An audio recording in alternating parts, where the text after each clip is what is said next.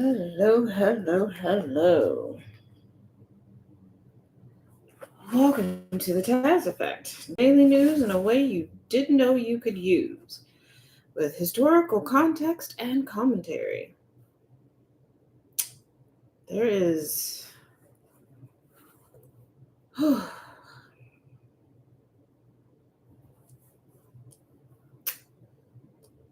know, well, we won't start there. We won't start there.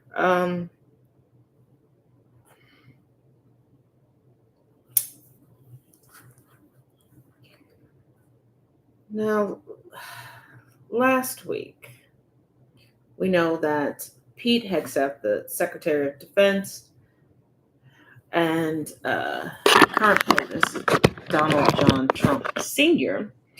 decided to gather all of our top ranking military officials in one place, Quantico, to discuss a myriad of things. There are quite a few things that have made the rounds as far as talking points, and some things not so much.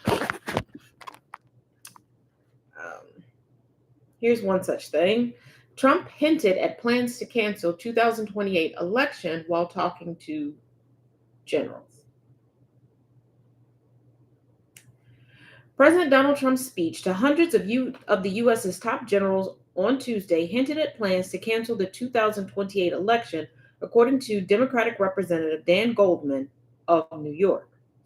In an appearance on the Jim Acosta show on Tuesday, Goldman said the speech appeared to be preparing the ground for an authoritarian power grab. Everything about this current Trump term has been about an authoritarian power grab. It's also, I think, really dangerous because it is trying to manufacture a crisis so that Donald Trump can continue to take more and more authoritarian actions and so that he can usurp more and power, said Goldman. And ultimately, my view is that he is looking ahead to 2028, where he will say that for the cockamamie made up reasons, like he's talking to the generals about, that, well, look, we're being invaded from within, from the enemy within, and we've got to keep our border safe. And that's what our focus has to be. We can't possibly have an election under these circumstances.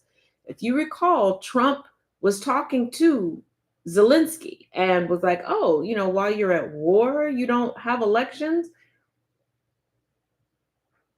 One, that should show you how idiotically stupid Donald Sr. is, that he would think that it would be plausible and feasible to have an election while in the throes of war.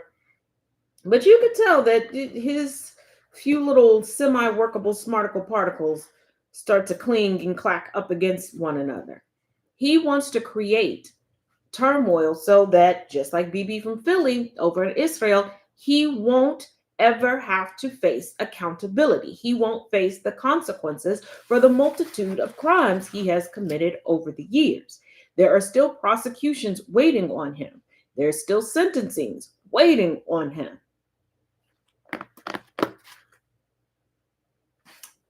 Like, did you all forget that during his first term, there were international warrants out for him? And he is not eased up. So there's even more. I would say there's a laundry list waiting for him. You really think that could happen, said Acosta? Yeah, I think that's where a lot of this is headed towards, said Goldman. I think that's where he's floating a third term. That's why he's using this language of a war, of the enemy within, of securing our border. And this is why he is taking the time to, on the taxpayers' dime, remodel the White House to resemble Mar-a-Lago. Now, I foresee, because he's already messing with museums and trying to work with educators. I'm using this very loosely because I don't believe that he's ever been in the room with actual educators regarding history. I believe he is going to try to rewrite the nation's history to make it seem like he was the one great thing, like the White House was originally Mar-a-Lago. Let us not forget, before you think I'm reaching, think about how he referred to Mar-a-Lago during his first term and how he has not used it in that manner this term. Remember, he called it the Winter White House. He hasn't said that this time around. He changed the Rose Garden into a pavilion similar to one that can be found at Mar-a-Lago. The hallway leading up to the Oval resembles something at Mar-a-Lago. The Oval Office, he's starting to gold plate like his office in Mar-a-Lago. He's putting in this ballroom for all these events and everything, a ballroom that's essentially bigger than a good chunk of the White House. He is turning it into that. He does not want, not only does he not want to move out himself and face accountability, he wants a dynasty. This is his legacy. I've said this before in the classes that I teach in regards to history and in the different the lives that I do regarding history. A lot of white supremacists do not care what you think about them today. They don't care about that. They care about the lasting legacy they can leave in the history books because they know it's the last thing that you did or the most notable thing that the history books will pick up and people will talk about forever and ever. England had to reconcile this during the George Floyd protests. And what do I mean by that? There were a couple of people that had schools named after them because in their latter days, they were philanthropists. What people did not know until that reckoning, that resurrection of actual, factual, unredacted, unwhitewashed history came out, these people over in England were slave traders. They invested and privateer companies that were knee deep in the transatlantic slave trade. But these individuals knew that, oh, I can make this money this way, but as long as before I officially kick the bucket, I put a little money here, put a little money there, do this, do that, rewrite my history. And Donald Trump, as stupid and idiotic as he is, I have to give credit where credit is due, and I have to be factual and honest. He has done an amazing job of rewriting his origin story multiple times and getting the masses, whether you support him or not, to go along with the edits he makes to his own history. The entirety of his life, he did not grow up privileged financially. He didn't start a business based off of a small loan or even $1 million loan. He's a horrible business person that by the time he ran for a second time as president, because when he became president, that was his second presidential term. Bid. His second presidential bid, okay? Just like Joe Biden, second presidential bid. Biden was 3. He went from being the butt of every joke because of failed businesses, fraudulent businesses, bankruptcies. He is the man who bankrupted Atlantic City. This is the same man that thought it was a good idea to sell steaks at a place where you could get massagers and little oddball tech gadgets, luxury tech for the home.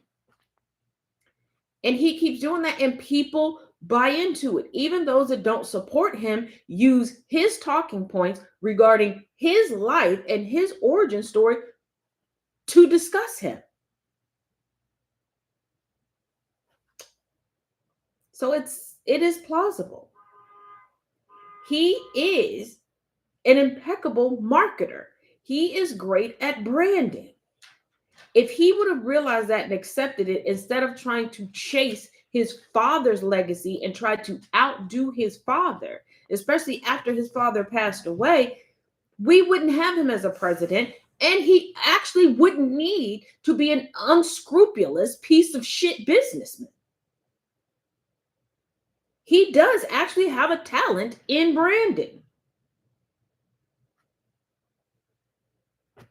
And no, I'm not a Trump supporter, but I'm not going to, because I don't align with somebody, act as if they don't have any good attributes. No, this is not me riding the fence. Facts are facts. And I'm also saying this, that we wonder how we get villainous, evil, vile people. And it's because a lot of times we unwittingly stifle where they need to be, what their actual talents are. And we put too much credence in saying that success is financial. I don't think people know how much misery, mental health issues, and suicide occurs in these people that you all look up to, thinking that they have an easy peasy, stress free life because of money. Roger Troutman has some relatives, specifically in the state of Ohio, that have gained a reputation, and I understand it, of to people who are not in their inner circle being some dicks. That they're very mean, very rude. You'll hear people talk about it. And then you'll hear other people say that they're the sweetest, kindest, nicest people you'll ever meet. There's a reason. There's defense mechanisms put in place for them to know, hey, do you want to be around me because you think that I'm a cool, awesome person and you've gotten to know me, or do you want to be near me because of the perceived perks of the Troutman name, of the Troutman legacy?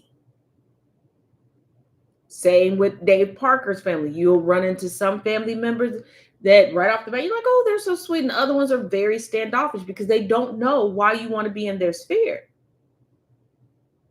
On top of the adage of they very rarely have people that they can go to and be vulnerable with, because if they admit that something is bothering them, people immediately hit them with, oh, nothing should bother you because you have X, Y, and Z in the bank and you get to do this and you get to do that. So that means money removes you from being human. Because when people get to the point where money and power and influence removes you from humanity, you get the billionaires, millionaires, and even some thousandaires that do the things that we complain about, and have all of us coming together saying, eat the rich. So what is it that you want? You say you want to date somebody that has all this maturity, financial maturity, emotional maturity, all of this, but you're hindering it in the process and you don't realize it. And no, I'm not saying that all of us are responsible for Trump and him being in the White House. We know who's responsible for that and the layers that went into it. But overall, we are responsible for the society that we reside in. And in order for change to happen, we collectively have to be a part of that change. We have to be the change. Protests are great, but protests only work in conjunction with litigation, legislation, and lobbying. You all say that you were scholars of the beginning of the civil rights movement because we're still in the civil rights movement. We have not achieved equity. So until that, we are still in the civil rights movement. See, they love to teach you that there was an end to things that are still going on. All of the change that was able to be accomplished, it wasn't just by people taking to the streets and marching. There were letter writing campaigns, there were petitions, there were people who became lobbyists, there were people who realized that their talents were in legislation and they became legislators. There were people who litigated to get to a point where it got to the Supreme Court and that decision became the law of the land. And when you have certain people distracted by trying to quell the protest, you can have all those other cogs working in the background.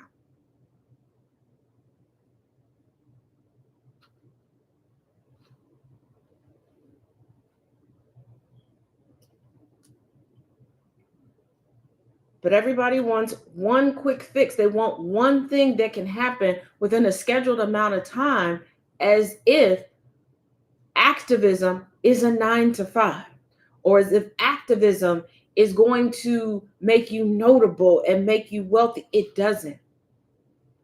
It doesn't.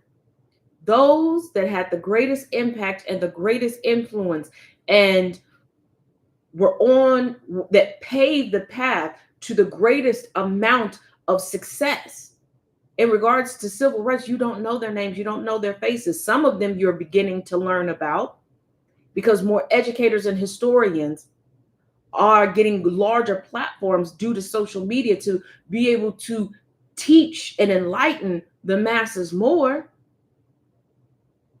But no, do you think all of the change that happened just because of Frederick Douglass, Malcolm X, King, and Rosa Parks? And quite honestly, you all uphold Rosa Parks more than you should. And before you come at me trying to critique, criticize, or cancel, let's be honest. What she did accomplished nothing.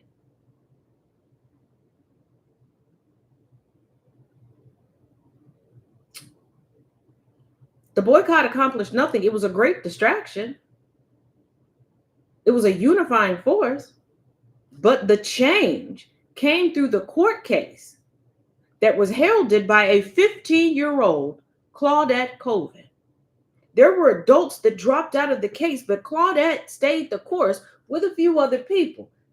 It was that case that made it to the Supreme Court that invoked the change. But y'all want to name everything off of Rosa and tell everybody they can't speak down about Rosa, who sat down on a bus after a plethora of other people did the same damn thing.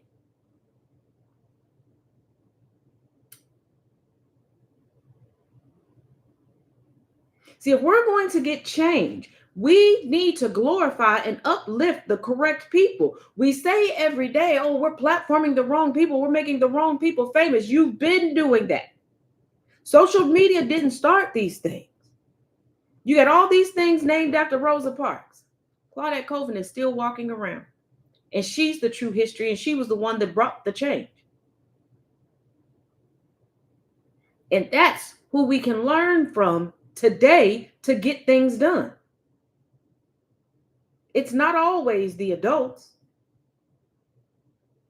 because it's not always the adults that are out in the streets, so to speak, getting the brunt of most things. But it is the adults that after a certain period of time will act as if things ain't that bad or rewrite their own history. How many people do you know today that are older than desegregation that are pretending not to see the racism that's rampant? But let's continue.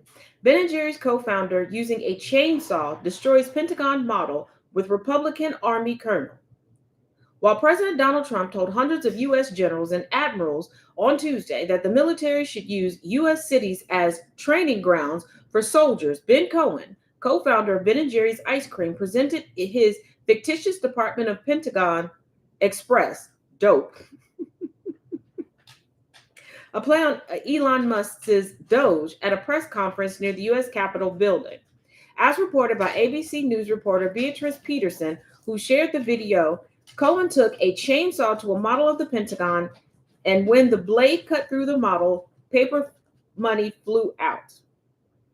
Now, I know a lot of people were saying they were going to boycott Ben & Jerry's because Jerry, the other half of Ben & Jerry's, left the company because he said that he could not do things in a manner that he originally set out to do when he agreed to start the company. I need y'all to realize, when there's multiple people involved in stuff, you cannot be quick to say, oh, I'm withdrawing support, and you haven't even checked out the other people. Like when folks were saying, oh, I'm no longer going to watch MSNBC because Joy Reid is gone. So what about all the other melanated folks on there?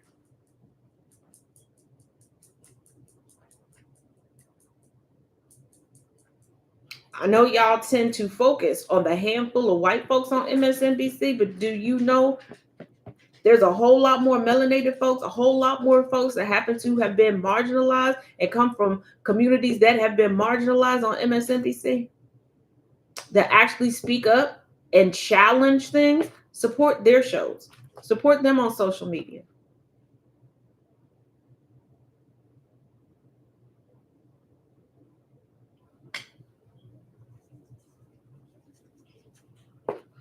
And if you want to give up on legacy media altogether, that's perfectly fine. That's absolutely fine.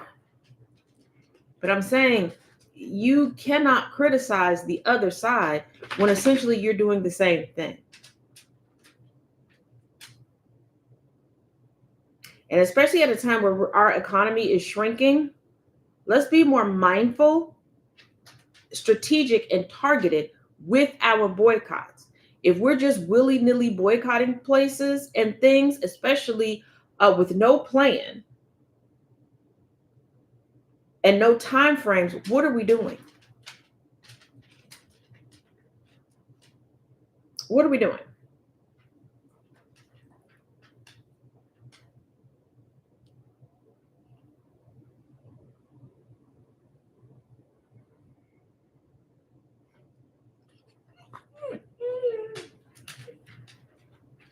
Now, we're well aware that for the second time in recent history, keep in mind I'm saying recent history, there has been a government shutdown.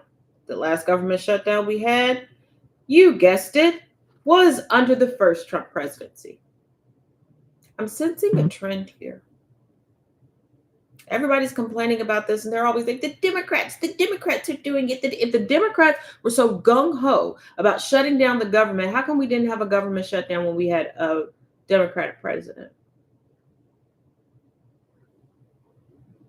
And how would the Democrats have done this when the Oval and Capitol Hill are GOP/MAGA?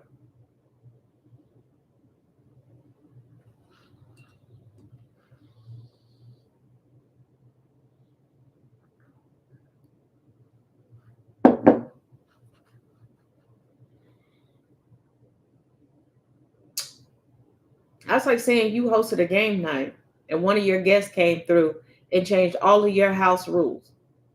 And you just sitting around moping. I have to wear shoes in the house now. I don't even like this rule. I don't even know why this rule exists. It's Tina's fault. Tina that stopped by when you invited her over last Friday? Yes. It's her fault that we have the stupid rule. You're blaming Tina for the rule in your house that you on a whim implemented Friday night at the game night. Okay.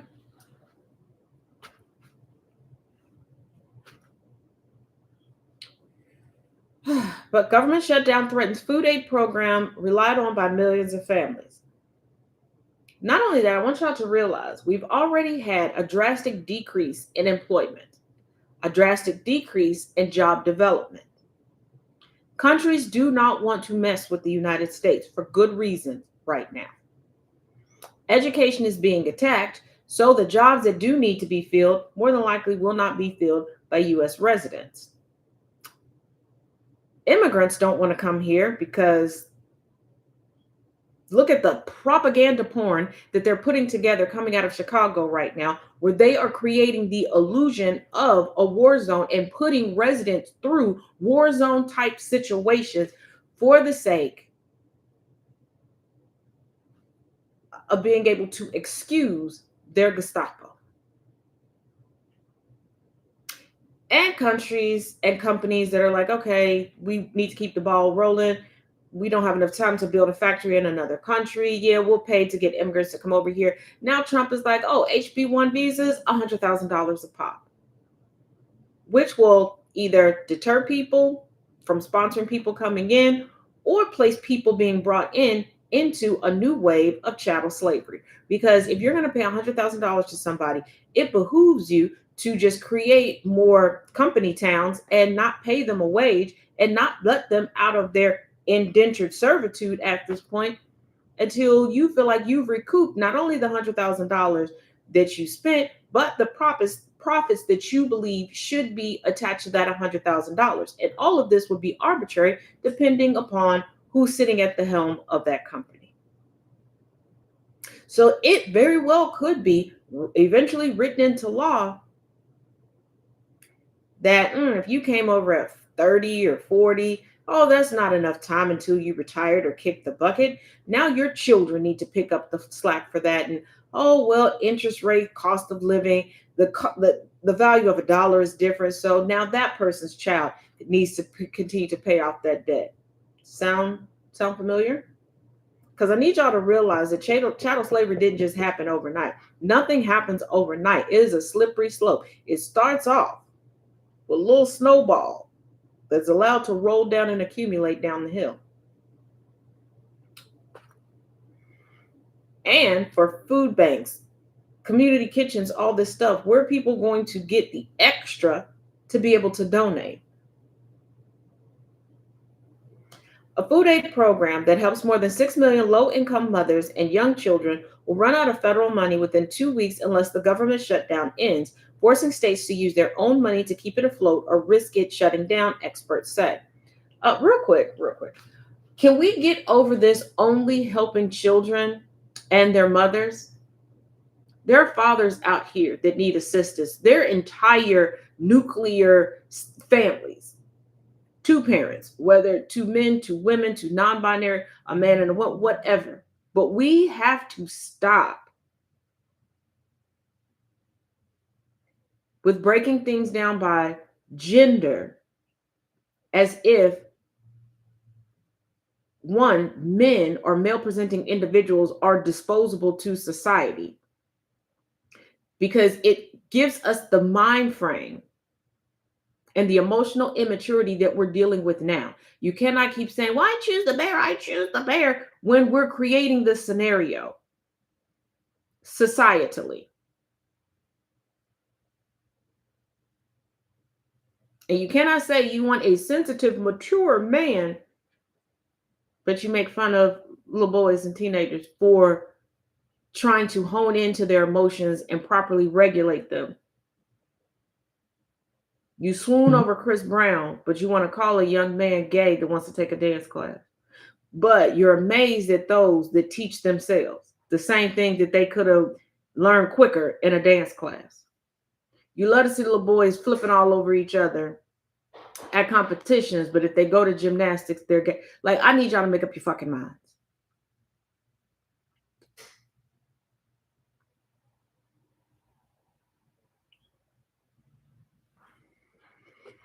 And let's be real. Some of the nurturers, a lot of times the nurturers in the home are the men, are the male presenting individuals. Stop thinking because somebody carries a uterus that they have a nurturing spirit. They don't. Giving birth does not instantly turn somebody into a mother, a nurturer, a caregiver, a caring person. You want certain things eradicated, but you're not reading the room. The $8 billion special supplemental nutrition program for women, infants, and children, also known as WIC, provides vouchers to buy infant formula as well as fresh fruits and vegetables, low-fat milk, and other healthy staples that are often out of financial reach for low-income households. The shutdown, which began Wednesday, coincided with the beginning of the new fiscal year, meaning programs like WIC, which rely on annual infusions from the federal government, are nearly out of money. Currently, the program is being kept afloat by a $150 million contingency fund, but experts say it could run dry quickly. And here's the thing. If you are one of those people that complains about these programs and you feel that, oh, people on assistance, they're eating like kings and we're barely getting by. First of all, shut the fuck up. I want you to think of it like this. If I give you $50, just give it to you, do I have any say over how you spend that $50? Nope. Nope. And even if I loaned you the $50, unless it was a very specific loan, and people do it all the time, even though the loan may be specific, you still don't have too much of a say over what you do with it.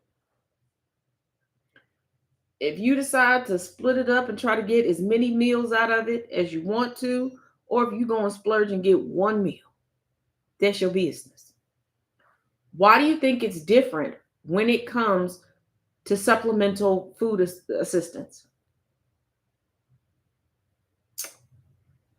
Because you're quick to say, once it becomes yours, can't nobody tell you what to do with it because you're grown. So why do you want to tell somebody else what they can and cannot eat? Why do you think that people who make less than you should suffer? Because there's always going to be somebody making more than you. So how would you feel if they came up to you in the store or videoed you or took pictures of you and got on the internet going, I know for a fact they don't make $100,000 a year, $200,000 a year. How dare they be in here buying blah, blah, blah, blah, blah. How dare they wear blah, blah, blah, blah, blah. Think about it. Think about it.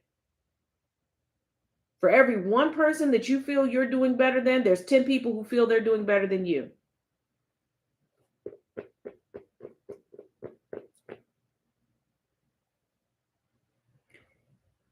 And guess what? The costs are still the same. Those prices in the store, people who get an EBT card, all these things, they still have to adhere to the prices. They don't get to just go in there and just whatever they put in there, they just show their card. They're, oh, okay, and they just get to walk out with it. No, they're giving a dollar amount that they cannot exceed. So they got to budget just like you do.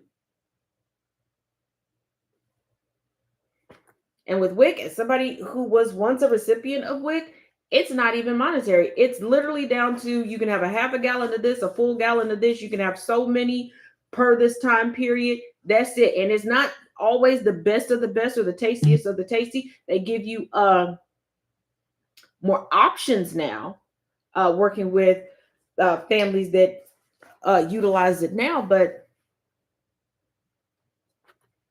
you're so worried about what somebody has in their cart and how somebody should look and how somebody, like, simmer down.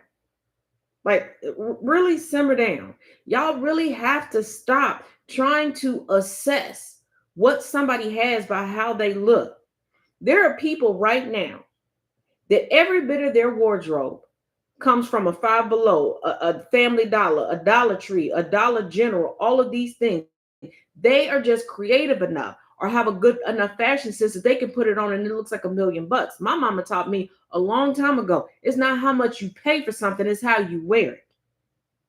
If it ain't meant for you and you put it on, it's going to look awkward. It's going to look bad. But if it's meant for you and it's your style and you're comfortable in it, baby, you're going to look every single time.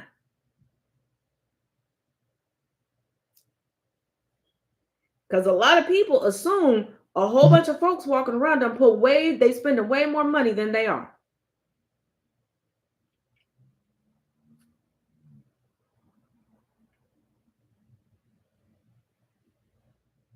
And folks sit and say, well, I saw their card. You know, there are people who take good care of their cards.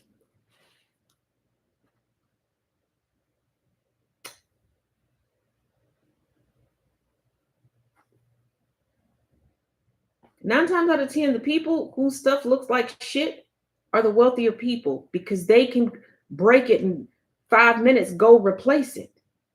When you ain't got it like that, you learn to take care of things. They look new longer. You learn how to fix them and repair them and jerry rig them to keep them out there. The pristine stuff, yeah, that generally belongs to the broke.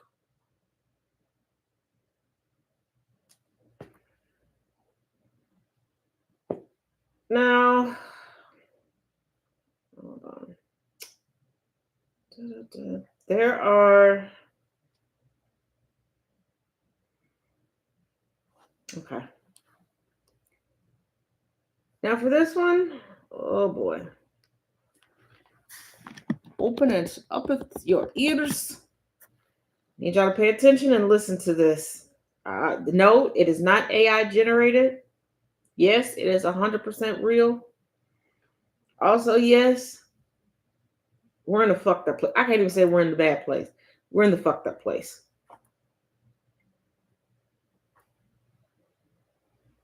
We want to be politically correct anymore. And history will never forget that it was the SEALs who stormed the compound at Osama bin Laden and put a bullet in his head. Remember that? And please remember, I wrote about Osama bin Laden exactly 1 year ago, 1 year before he blew up the World Trade Center. And I said, you got to watch Osama bin Laden. And the fake news would never let me get away with that statement unless it was true. But I said 1 year before, to Pete Hegseth, I said 1 year before, where's Pete? In the book, I wrote, whatever the hell the title, I can't tell you. But I can tell you there's a page in there devoted to the fact that I saw somebody named Osama bin Laden, and I didn't like it, and you got to take care of him. They didn't do it. A year later, he blew up the World Trade Center, so got to take a little credit because nobody else is going to give it to me. You know the old story? They don't give you credit, just take it yourself. And it was the U.S. Navy that dumped his wretched corpse off the decks of the Carl Vinson to sink into the dark abyss. Now, before somebody goes, are you sure that's not AI? Is that taken out of context? I'm Taz. Okay. But here we go. He also made this claim in a 2015 interview with Alex Jones. Yes, that Alex Jones. InfoWars Alex Jones. He claims that he, once again, wrote it in a book. He couldn't remember what book it was.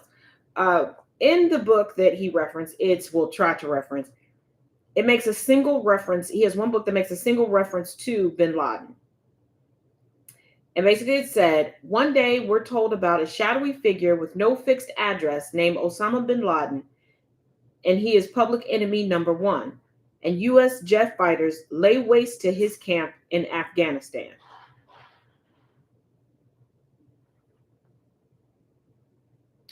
Like I said, he's going to take credit for whatever he can. Now, this is what CNN came up with. Trump falsely claims again that his pre-9/11 book warned about Osama bin Laden. Now, he knows that his sycophants will buy his books, but they don't read his books. I'm not joking. They don't really pull his books out. Because like if somebody challenges me on something and I'm like, oh, you can find it in this book. And they're like, you would know. I will pull out my copy of the book. I'll open it up. If you've been around here for a while, you all know I got notebooks to go along with every book. I break everything down. I trust but verify everything. So President Donald Trump likes to portray himself as a visionary, someone who sees important things before others.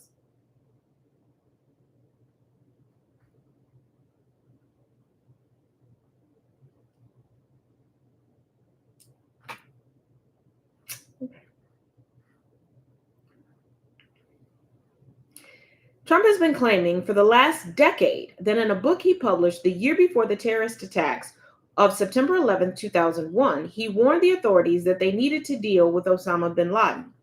Trump feels the need to keep acting as if he has been in the know and in the inner sphere of politics for far longer than what he has. He likes to pretend like he's had this big political influence for so long, and he has not. Hold on, sorry about that. For some reason, Substack. Hold on, Substack.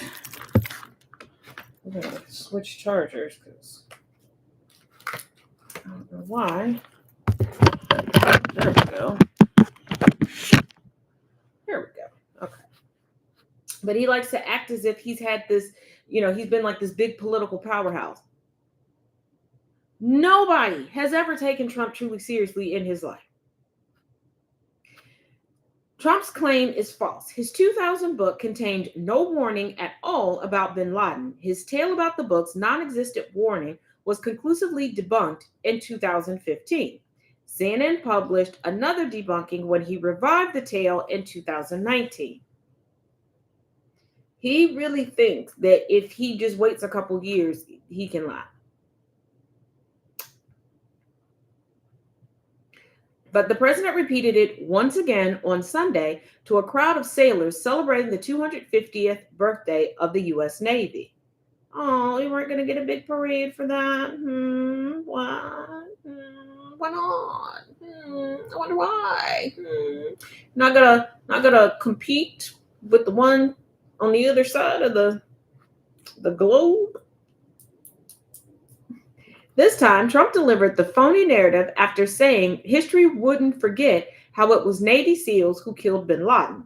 In 2011, under then President Barack Obama, a frequent target of Trump criticism, Trump added in an apparent ad lib, and please remember, I wrote about Osama bin Laden exactly 1 year ago, then corrected himself and said, 1 year before he blew up the World Trade Center. And I said, you've got to watch Osama bin Laden. And the fake news would never let me get away with that statement unless it was true. A lot of people let Trump get away with a lot of things. But he also said that, he called up Pete Hegseth. I'm not sure if he was talking. Anyway, at that time, Pete Hegseth was in college. And I'm putting that in air quotes because y'all have heard Pete Hegseth. I have questions and doubts. It's not true, as news outlets have pointed out for years, but Trump continued. In the book I wrote, whatever the hell the title, I can't tell you, but I can tell you there's a page in there devoted to the fact that I saw somebody named Osama bin Laden and I didn't like it. And you got to take care of him. They didn't do it. A year later, he blew up the World Trade Center. So you got to take a little credit because nobody else is going to give it to me. People don't give Trump credit for his book's warning about bin Laden because the warning doesn't exist. The book titled The America We Deserve did not tell anyone they needed to watch or take care of bin Laden.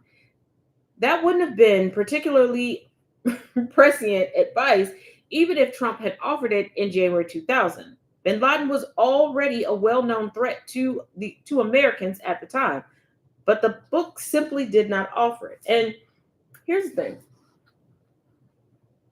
What would it do for anybody to put a warning in a book?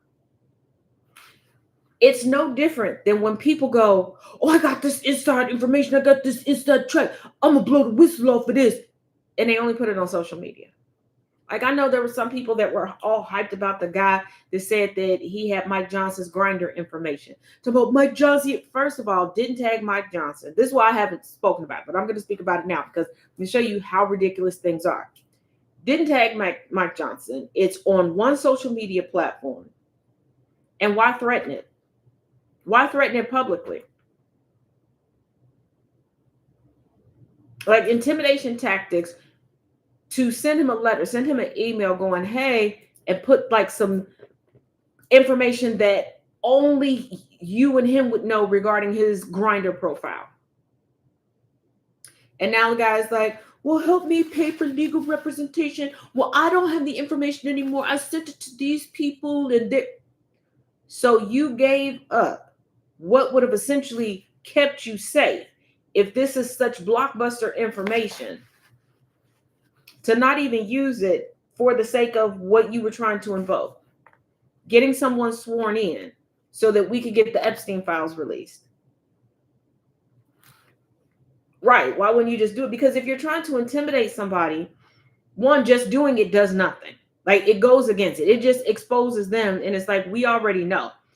But if you're trying to force somebody's hand, one thing we've learned from actual history and even Hollywood has done a great job of recreating this in multiple types of films. You send something anonymous, or if you're bold, let them know that who you are. If you don't believe that, they would retaliate against you like that, and you put in there like, hey, I know that your profile says anytime, anyway, power bottom. Like I'm just making that up for the sake of conversation. That would strike like, oh shit, they really got the information. Going online going, I know your information. Like I need people to not forget the not so distant past of COVID lockdown. The amount of people that claimed that they were medical professionals, that they knew medical professionals, and basically if you listen to these people, everybody in the United States was breaking HIPAA, okay? Breaking the fuck out of HIPAA. Now, I know HIPAA ain't that old, okay? It's not. Some of y'all don't remember a time before HIPAA.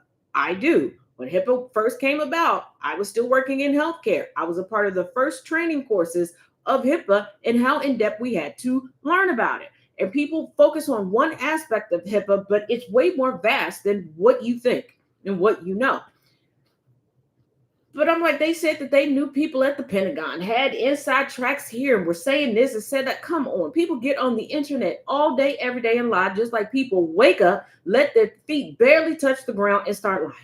There is somebody out there right now telling somebody some made up shit about you, talking about it's your business, and they know it because they know this, that, and the other, X, Y, yada, yada, yada.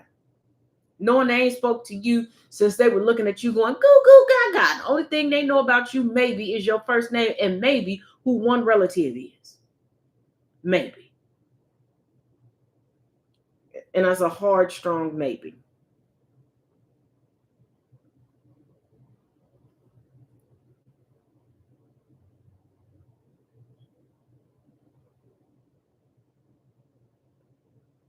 Okay.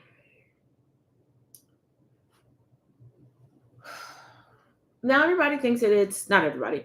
Uh Brand new since he died, Kirkistans are really starting to wage war for the sake of Charlie Kirk, aka white supremacy. This next story, it'll be our final story for the day. Trigger warning, it is about death and stalking. So if you do not have the bandwidth for that, thank you for joining. Scurry on. Like I said, this will be the last story for today's show. Okay. Otherwise, we're going to get right into it. Accused killer stalker sent pizza and porn, threatened New Jersey teen over Charlie Kirk. Cranford teen accused of ramming Jeep into e-bike, killing two 17-year-old girls. Disturbing YouTube live stream shows suspect mocking and taunting victim's family. Teen linked victims to Charlie Kirk comments and prank pizza harassment. Days before mowing down two 17-year-olds on the street, the accused teen killer revealed on a YouTube live stream that he had been tormenting one of the teen victims, in part, he says, because she laughed at the death of conservative activist Charlie Kirk. Now, if you've been on the internet, you know that when they say that people are laughing at him, they're just not sad. These people are just not sad. They're just not sad. They just don't give a damn. The 17-year-old suspect from Garwood, a son of a retired police officer and the nephew of a Westfield police chief, was charged Wednesday with the first-degree murders of Maria Niotis and Isabella Salas. Relatives of Niotis said, and I'm sorry if I'm mispronouncing this, said the teen had been stalking her for months, something the teen suspect acknowledged on live streams of his MLB co-op games, which attracted thousands of followers on TikTok. The teen suspect rammed the girl's e-bike with his Jeep, which police believed was traveling 70 miles per hour on a 25 miles per hour residential street on Monday. Because he is currently being charged as a juvenile, the Union County Prosecutor's Office has not addressed the allegations in detail or named him publicly. YouTube livestream reveals taunts and threats. The video where he addresses the stalking and Charlie Kirk was just one of several that remain online, where he appears to have spent enough time to amass a significant base of followers and develop a familiarity with current events and online figures such as the misogynist influencer Andrew Tate, whose human trafficking and rape prosecution the suspect was following when he was just 15 years old. New Jersey 101.5 first reported Wednesday that the suspect went live on YouTube hours after his initial arrest on Monday. The gamer told a live YouTube audience of more than 200 people that there is more to the story that you are not getting. Yeah, that you're a fucking psychopath. And why did his parents let him come home and get immediately online? You know what? I bet he said altogether. New Jersey 101.5 first reported Wednesday. Sorry. The teen briefly expresses condolences to the two victims, but spends most of the 22 minutes lamenting the bullying and specified threats that he and his family had received. You mean after threatening them? And this goes to show not just white privilege, but police privilege. And police privilege is something that we don't really talk about all so much, because father is a cop and another relative is a cop, and he gets out. Nobody's advised him to shut the fuck up and stay offline. And he's just sitting there, just handing the prosecution the case. Unless his family has connections or relations. Like, is this like some blue bloods situation? Making threats against my family will not be tolerated, the teen says in the video, which was supposed to be a live stream of a co-op MLB video game with a friend. Days before the deadly crash, while hosting an online baseball game live streamed on YouTube, On September 23rd, the suspect talks about sending a pizza to Maria's house by using his old iPhone as a burner because his number had been blocked. The suspect says he will order the pizza for cash on delivery. I think Maria's hungry. I think we're going to send her 2 pizzas. So you all know I have a vengeance against this girl for accusing me of sending porn and shit. I'm going to call a pizza to her house. He also says Maria's mother is a stupid fucking name and accused her of reporting the porn. So you did send the porn if you're mad that her mother reported it. And here's the thing. Viewers, you have a responsibility, and I'm going to say this. At this point, we're all mandated reporters. At this point, we are all mandated reporters. I am tired of, after somebody's dead, people go, oh yeah, I was in that street. Oh yeah, I saw that. Oh yeah, they have been threatening them for weeks. Why was this not reported en masse?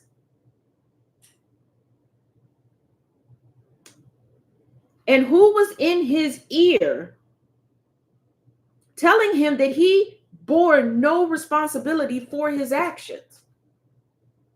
So, Fowley, you made a bad decision making a bad name of myself. You made a bad decision having this girl return to that school without me being there, the teen says on the video, referencing the girl's mother. Someone watching the stream suggests he go to the house and watch the pizza be delivered. But doxing ain't that big of a deal. This stuff ain't that big of a deal, right? He rejected the idea because the mother called the police before. While still live on YouTube, it appears that the teen's parent calls him on the phone to ask about the pizza delivery. I'll tell you what, the teen says to the caller, your daughter should have said sorry for accusing me of doing a heinous crime. Should have said sorry, but you just said the mother reported you for sending the porn, so you sent the porn. So you want to. He continues talking to the audience about the police report, revealing that the victims believed he lived in Westfield. Think again, my cousin works for Westfield. My uncle is her boss, okay? I get to sit here and play rankings. In a clip from the same video, which has been posted on X, he accuses Maria of making fun of conservative speaker Charlie Kirk, who was assassinated by a gunman on September 10th. Hey, whenever Maria sees the pizza guy come, better think of Charlie Kirk for making fun of his fucking death. Stupid ass clown. Just remember that, the teen says. She made fun of Charlie Kirk's death on a TikTok post. If you're mad at her, why are you paying attention to what she's doing? Maybe her mother should monitor her social media activity. The irony.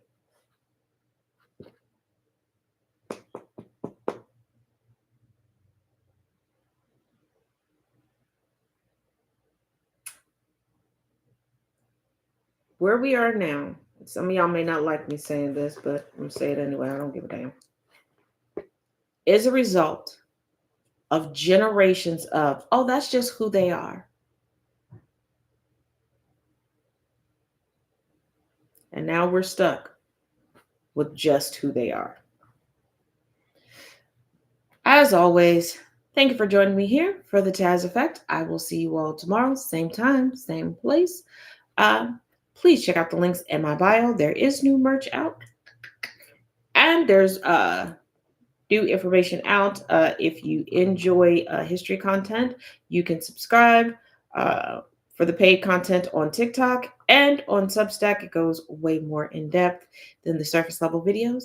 But other than that, as always, each one teach one, each one reach one. Y'all be good.